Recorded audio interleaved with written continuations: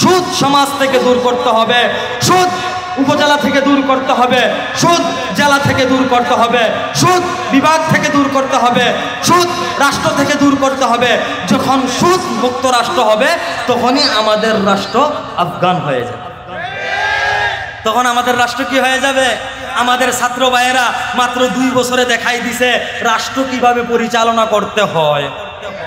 কথা কয় না, কথা কয় না, কথা কয় না। 2 বছরে দেখাই দেয় নাই, মাত্র 2 বছরে আমাদের ছাত্র ভাইয়েরা দেখাই দিছে রাষ্ট্র কিভাবে পরিচালনা করতে হয়, রাষ্ট্র কিভাবে চালাইতে হয়। আমেরিকা 19 বছর, রাশিয়া 21 বছর ছাত্র ভাইদেরকে মারছে। খালি মাইর খাওয়া সুন্নত না দেওয়াও নাকি দেওয়াও?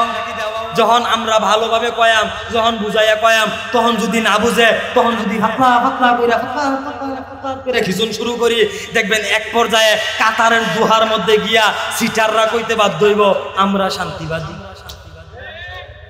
আমরা কিবাদী? আমরা কিবাদী? শান্তিবাদী। এক পর্যায়ে কইতে তারা কি হবে? বাধ্য হবে। তো যেই কথাটা বলতেছিলাম, সমাজের মধ্যে সুদ বাইরে গেছে, সমাজের মধ্যে ঘুষ বাইরে গেছে। যতদিন না পর্যন্ত এগুলা সমাজ থেকে দূর হবে ততদিন না পর্যন্ত সমাজের মধ্যে পরিবর্তন আসবে না। আল্লাহ পাক রব্বুল আলামিন বলেন, প্রকৃত মুমিন তারা সফল কাম হয়ে গেছে, তারা ক্ষতিগ্রস্তের মধ্যে নাই।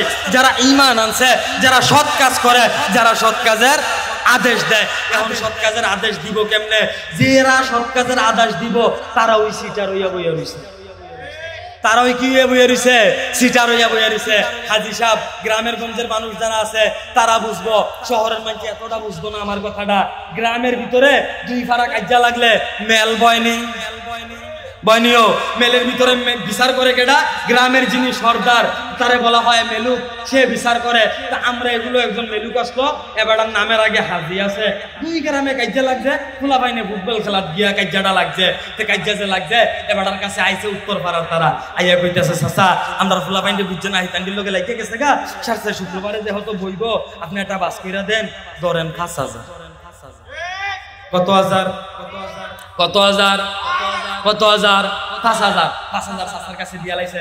চাচাইলে এসে রেখে আমি হাজি সাহেব মানুষ দিতে খাই না বাতিজা, এরপরে যে হয়তো দিস মেলো তো চা নাস্তার পয়সা খরচ যায়, আমি কইলাম রাখতাম না বাতিজা। কইয়া চাচাই পকেটে ঢুয়াই লাইছে, ঢুয়াইয়া চাচাই তার নারে কইরা বাইক গেছে গা। যাইবার সময় চাষির লেগে বড় একটা রুই মাছ লইয়ে গেছে, গিয়া খাইছে।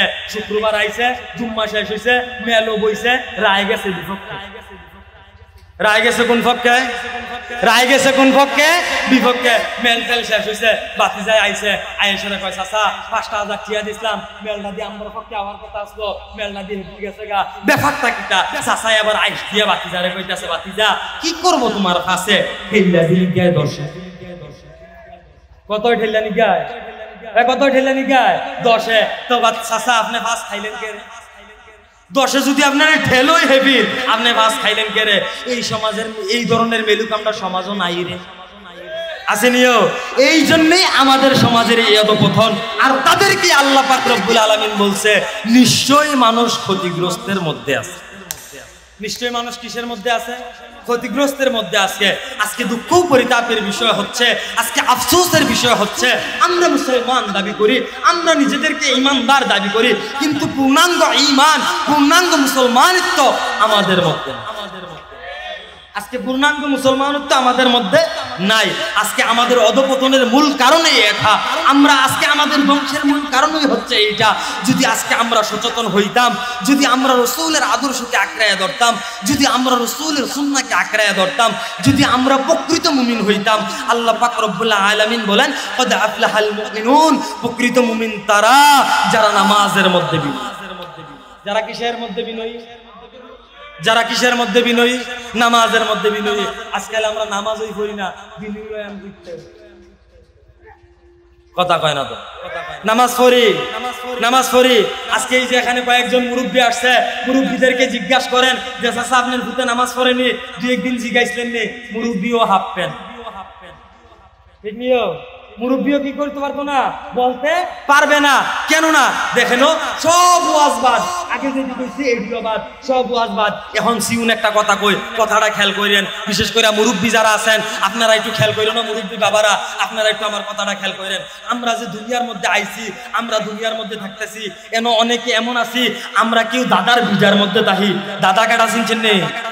বাপের বাপ কিতা কয়, বাপের বাপ কি হয়, দাদা হয়। দাদার বিটার মধ্যে তাহি, কেউ বড় আব্বার বিটার তাহি, কেউ হেবাটার আব্বার বিটার তাহি।